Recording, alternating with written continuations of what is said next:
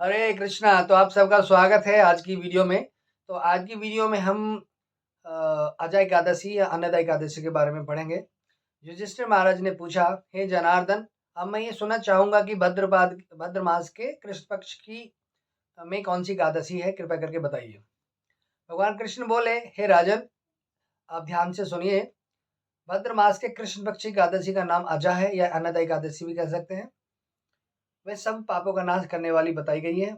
जो भगवान ऋषिकेश की पूजा करके उनका इसका व्रत करते हैं, उनके सारे पाप नष्ट हो जाते हैं। एक समय की बात है, हरिश्चंद्र नामक एक विख्यात चक्रवर्ती राजा रहते थे, जो समस्त भूखंड के स्वामी थे। सत्य सत्य प्रतिज्ञ थे। आप सब जानते हो हरिश्चंद्र राजा के बारे में, वो बहुत सत्यवादी थे। एक समय किसी कर्म का फल भोग होने पर, प्राप्त होने पर राज्य से भ्रष्ट होना पड़ा। राजा ने अपनी पत्नी और पुत्र को बेचा, फिर अपने को भी बेच दिया। पुण्यात्मा होते हुए भी उन्होंने चांडाल की दास्ता करनी पड़ी। मैं पद्म पुराण से पढ़ रहा हूँ, अपने मन से नहीं बोल रहा हूँ। वे मुर्दों का कफन लिया करते थे, इतने पर भी निर्प्रशेष हरिचंद्र सत्य से विचलित नहीं हुए। इस प्रकार चांडाल की दास्ता करते हुए अनेक वर्ष व्यतीत हो गए। इससे राजा को बड़ी चिंता हुई कि ऐसे कैसे समय चलता रहेगा। वे अत्यंत दुखी होकर सोचने लगे, क्या करूं, कहां जाऊं, कैसे मेरा उद्धार होगा। इस प्रकार चिंतन करते करते वे शोक के समुद्र में डूब गए। राजा को आतुर जानकर कोई मुनि उनके पास आए। वे मुनि थे गौतम मुनि।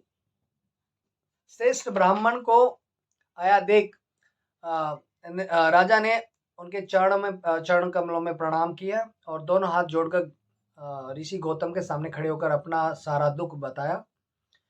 राजा की बात सुनकर गौतम मुनि ने कहा, राजन, भद्र मास कृष्ण पक्ष में एक अत्यंत कल्याण करने वाली एकादशी आती है, जिसका नाम अजा है या उस अन्नदा एकादशी से भी जानते हैं।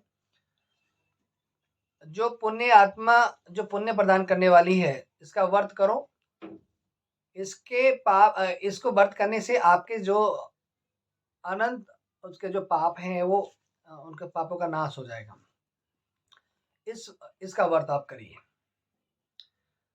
7वें दिन, अब वो राजा ने बताया कि आज से 7वें दिन एकादशी है, तो ये आपका सौभाग्य है कि आने वाले 7वें दिन एकादशी है, तो आप उस दिन व्रत रख के रात में जागरण करना।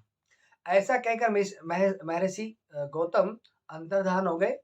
मुनि की बात सुनकर राजा हरिश्चंद्र ने उनकी उत्तम व्रत धारण किया। उस एकादशी का अच्छे से व्रत धारण किया, रात में जागरण किया, और उस व्रत के प्रभाव से राजा के सारे दुखों से दुख चले गए, दुख पार हो गए। उन्होंने पत्नी का सानिध्य और पुत्र का जीवन मिल गया। वो आकाश में जो बाजे बजने लगे, देवलोक से पुष्पों की वर्षा होने लगी। एकादशी के प्रभाव से राजा अकंटक राज्य प्राप्त हुआ और अंत में पुरंजय तथा परिजनों के साथ स्वर्गलोक को प्राप्त हो गए। राजा युधिष्ठिर, जो मनुष्य ऐसा व्रत करते हैं, वे सब पापों से मुक्त हो स्वर्गलोक को जाते हैं। इसके पढ़ने और सुनने से अश्वमेध यज्ञ का फल प्राप्त होता है। तो आप सब लोग एकादशी का व्रत करिए। एकादशी व्रत बहुत महत्वपूर्ण है।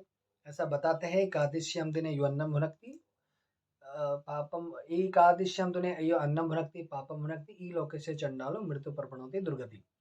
जो एकादशी को अन्न खाते हैं वो पाप खाते हैं, और जो इस लोक में वो जब तक निवास करते हैं वो चांडाल हैं और मरने के बाद दुर्गति को प्राप्त होते हैं।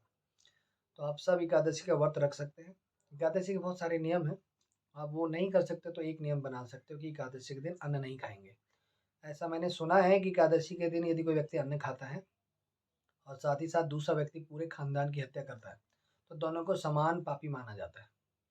एकादशी के दिन सर्व प्रकार के सारे पाप अन्न में आ जाते हैं। जो पाप नाम का पुरुष है, ये पाप नाम की जो वस्तु है, वो अन्न में वास करती है एकादशी के दिन।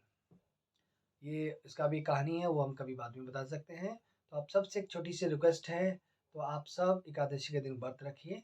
और यह वीडियो आपको अच्छा लगा हो तो कृपया करके अपने सगे संबंधियों के साथ शेयर कीजिए। हरे कृष्णा।